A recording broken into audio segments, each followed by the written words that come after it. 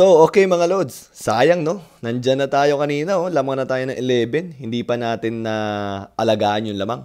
But anyway, mga Lods, gusto ko palang pag-usapan dito yung pinagkaiba ng roles at position. Kasi mga Lods, marami sa atin, nandun pa rin sa era ng kung ano yung position mo, yun yung role mo. Actually, mga Lods, dati pa lang kay Tex Winter, yung naka-invento ng triangle offense, hindi siya naniniwala sa kung ano yung position mo, yun na yung role mo. Kasi, kunwari, point guard ka, pero napakagaling mong shoot. Ano yung sasayangin mo yung talent mo na yun? For example lang, Steph Curry. Sinasabi ng mga ibang bashers, uy, si Steph Curry, point guard, pero tira ng tira. Ano ba yan? Dapat, di ba, pasa muna. Bakit? Eh, hindi na nga ganun, mga Lods, eh. Nag-champion sila ilang beses, oh, di ba? Kasi, it's about role na. Kahit na point guard siya, kung scorer talaga siya, huwag mo sayangin yun. But anyway, kaya ko nababanggit yan, mga Lods, kasi ito, gusto kong pag-usapan dito sa may Pilipinas. Ano ba yung mga point guards natin, di ba? Kasi, bash tayo ng bash, di ba? Hindi natin naiintindihan bakit gustong-gusto ng mga coaches na kunin yung Kiefer Ravena pa rin. Meron tayong tatlong point guard talaga dyan. Si Thompson, si CJ Perez, tsaka si Kiefer Ravena. Pero umpisaan natin kanino kay CJ Perez muna. Si CJ Perez, mga Lods, point guard siya, pero ang role niya is scoring. Scorer siya, magaling siya umiscore. Yun yung advantage niya. Ano ba ang advantage pag pinasok natin siya?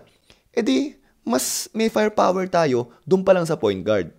Pero ang disadvantage lang, pag pinupress tayo or hinaharas tayo, nakita naman natin kanina, na ibaba yung bola, 16 seconds, 17 seconds, tapos puprotektahan niya pa yung bola.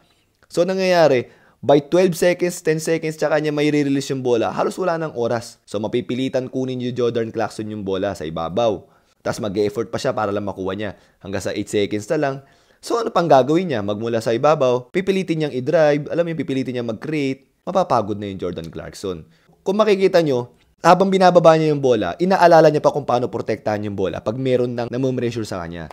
Unlike yung stabilizer na point guard, kagaya nga ni Kiefer, nila LA Tenorio, habang binababa yung bola, kayang protektahan yung bola. Tapos, nasiset niya na kagad, alam niya na kagad. Kung mapapansin niyo, mas maagang nasiset ni Kiefer yung bola, yung play, at mas na-execute ng maayos yung play sa kanya. Yung Scottie Thompson naman, impact player naman siya. Yun naman yung role niya. Point guard yung pwesto niya pero hindi talaga siya yung kaya mag-stabilize. Kahit sa Hinebra, ang stabilizer nila dyan si LA Tenorio. So ngayon, si Scottie habang nagpo-point guard siya, inaalala niya rin yung pagano ng bola, yung pagpuprotekta ng bola bago niya iset yung play. Kaya minsan matagal din. Pero ano naman yung advantage niya? Yung mga impacts na bigla may rumi-rebound, o pag may naiipit, bigla siyang kakat, magpapakita. Pagtanggap niya, mayroon pala siyang nakitang ibang papasahan. Magaling din siya mamasa eh. Ganun ang mga impacts ni Scottie Thompson. Tsaka yung mga biglang hustle na magugulat ka nandun siya. Yun yung role niya. Si Kiefer naman, siya naman yung stabilizer ng point guard. Siya yung tipong pag nagkakagulo yung mga players, kukunin niya yung bola. Mas napapadali yung trabaho ng mga ibang players sa kanya, hindi gano'n napapagod. Pansinin niyo, nung nasa loob siya, si Jordan Clarkson mas malalim niya nakukuha yung bola madalas. So, hindi siya ganong pagod. Mas tama yung pwesto. Kung hindi man niya mapasa kay Clarkson, pwede niyang ipasa kagad kila kay Soto. May mga ganong pagkakataon eh. So, nangyayari, mas nakakapag-create ng maganda yung Jordan Clarkson natin. Ngayon, si Kiefer pala, ang weakness naman niya, syempre, yung firepower niya, hindi kagaya ng kay CJ Perez. At yung impact na ginagawa naman ni Scottie Thompson na biglang rumi-rebound, yung biglang kumakat, syempre, hindi naman yun yung strength niya. So, yun naman yung mawawala. So, nandun na sa coach yan kung paano niya titimplayin at kung kailan niya kakailanganin.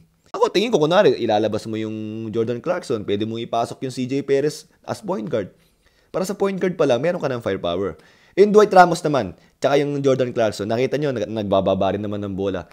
Pero nasasayang yung pagod ni Jordan Clarkson kung iintindihin pa niya yung pagbababa ng bola.